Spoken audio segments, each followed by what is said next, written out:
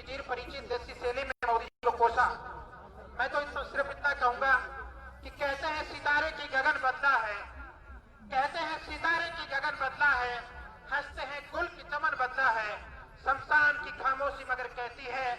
लाश वही सिर्फ कफन बदला है। मोदी जी ने सिर्फ लेबल और रेपर चेंज करने का काम किया है। इस देश में परिवर्तन कोई बहुत बड़े लेकर के नहीं आए हैं, और लाए भी हैं तो किसानों के खिलाफ लेकर के आए हैं। अब मैं निवेदन करना चाहूंगा, दुनिया में जब भी कोई बड़ा काम हुआ है और किसी योद्धा ने अपने बाजू कस करके आगे बढ़ने की ठानी है, तो उसकी सेना की बहुत बड़ी भूमिका उसमें रही है। और उसकी सेना का सेनापति अगर मजबूत हो तो वो सेना कभी भी नहीं हारती है, किसी से भी नहीं हारती है। मैं निवेदन करना चाहूंगा, हनुमान सेना के सेनापति और हमारे गांव में कहते हैं कि जीवन में जिस आदमी की रीढ़ मजबूत हो और पीठ मजबूत हो, वो आदमी दुनिया की किसी ताकत से हार नहीं सकता। हनुमान बेनीवाल की रीढ़ मजबूत है क्योंकि कही हुई बात करता है, किसी के सामने झुकता नहीं है, और पीठ भी मजबूत है क्योंकि भगवान ने नारायण जी बेनीवाल जैसा भाई दिया है और आप जैसे पार्टी के लाखों कार्यकर्ता दिए हैं। मैं निवेदन करना चाहूंगा भाई नारायण जी बेनीवाल से कि उसका विधायक आप हैं और पार्टी के लाखों कार्यकर्ताओं के कलेजे के टुकड़े हैं, हर समय हनुमान जी भाई साहब की पीठ पर खड़े रहते हैं। आप पधारे और हमारा मार्गदर्शन करें नारायण जी भाई साहब।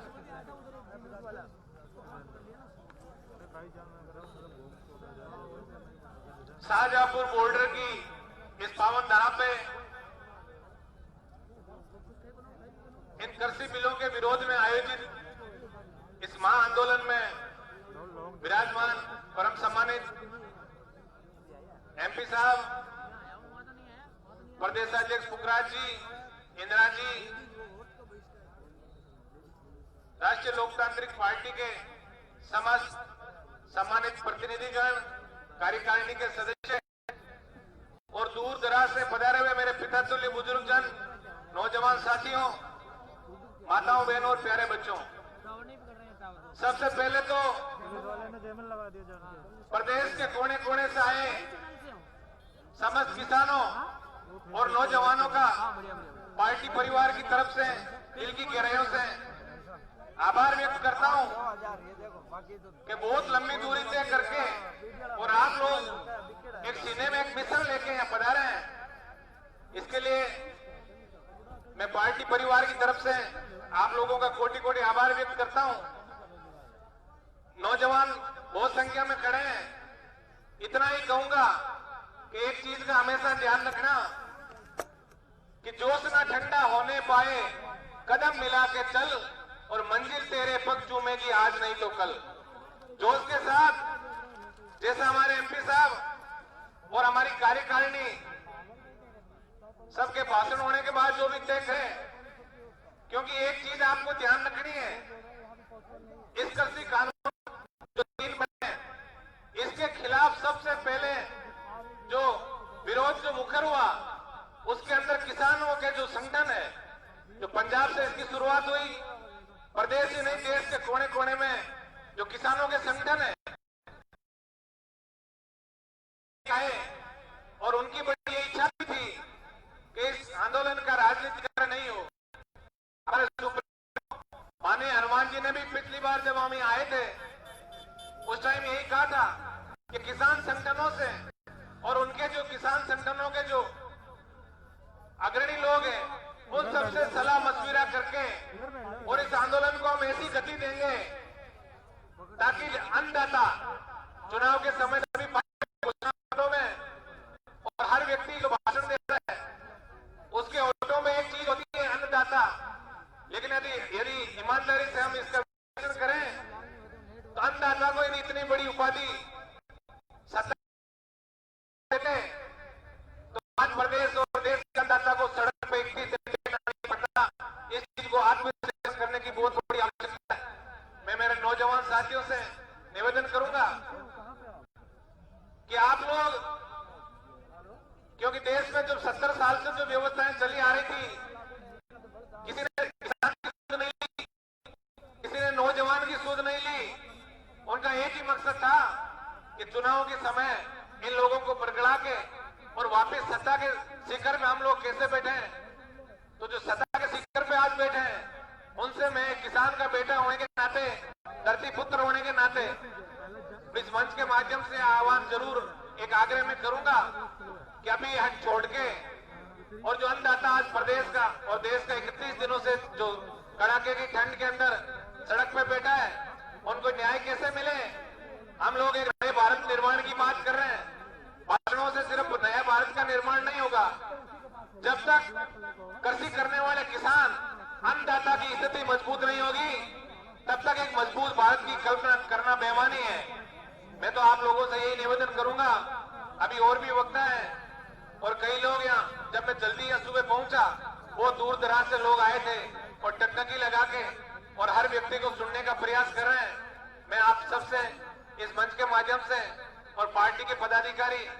और पार्टी का विधायक होने के नाते आप सबसे निवेदन मैं जरूर करूंगा, बड़े संयमित तरीके से हमारे किसान संगठनों ने जो एक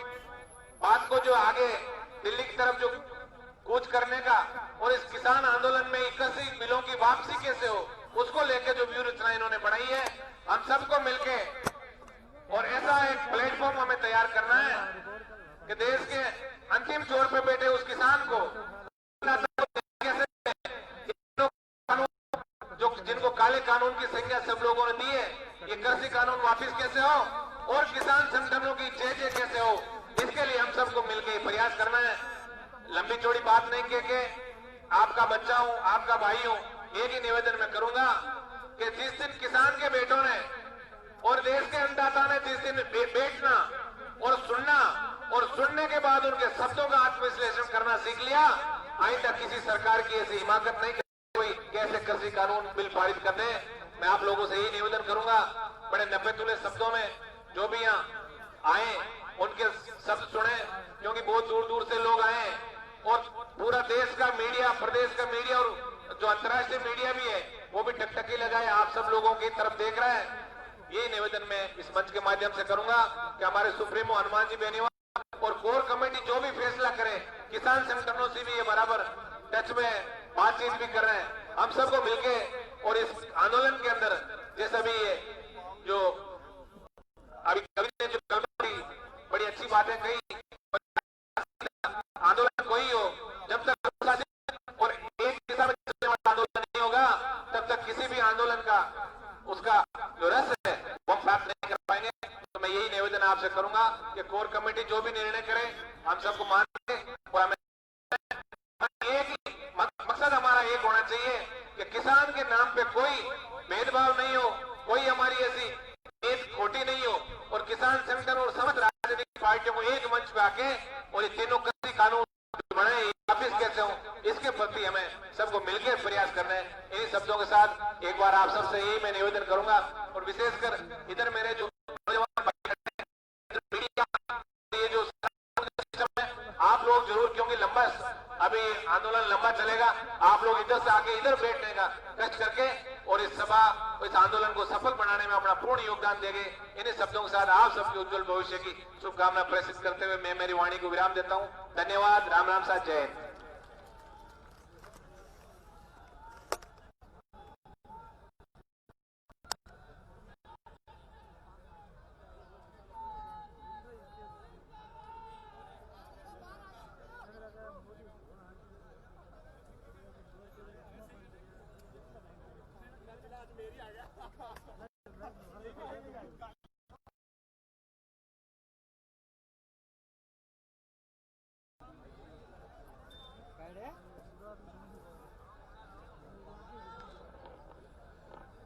मुझे मालूम है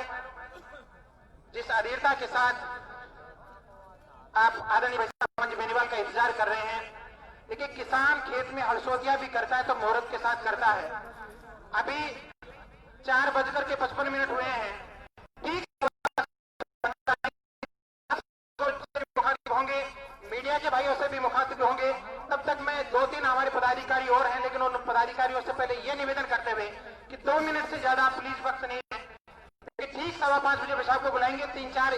पदाधिकारी अभी बचे हुए हैं, तो मैं पहला निवेदन करना चाहूंगा भाई रणदीप जी चौधरी, आप युवा मोर्चा के प्रदेशाध्यक्ष हैं, युवा शक्ति के प्रतीक हैं, जोश और जुनून से भरे हुए हैं। एक बार जोरदार तालियों के साथ भाई रणदीप जी चौधरी को आमंत्रण दें।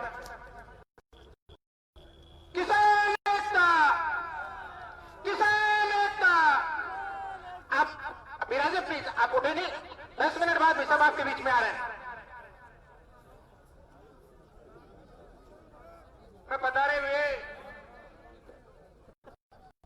पिता तुल्य बुजुर्ग लोग, मेरे युवा साथियों का पार्टी परिवार की तरफ से हार्दिक अभिनंदन करता हूं और स्वागत करता हूं। साथियों, जिस प्रकार से राजस्थान में किसान आंदोलन के पंजाब हो, हरियाणा हो, उत्तर प्रदेश हो, और बड़ी शर्म की बात थी राजस्थान के लिए कि इस राजस्थान का कोई नेता अगर कोई आप लोगों को लेके और जिसको अगर राजस्थान का कोई दर्द समझे तो आपके बीच में बैठा हुआ भाई आपका अनुमान बेनीवाल है। ये चीजें आपको याद रखनी है। किसी भी कोई भी परिस्थिति हुई, इन्होंने 3 संसदीय कमेटियां, इनको जो था आज के 5 दिन पहले इन्होंने उनसे इस्तीफा दिया और आज ये आपके बीच में बैठे हैं। साथियों, किसान आंदोलन इतने दिन से चल रहा है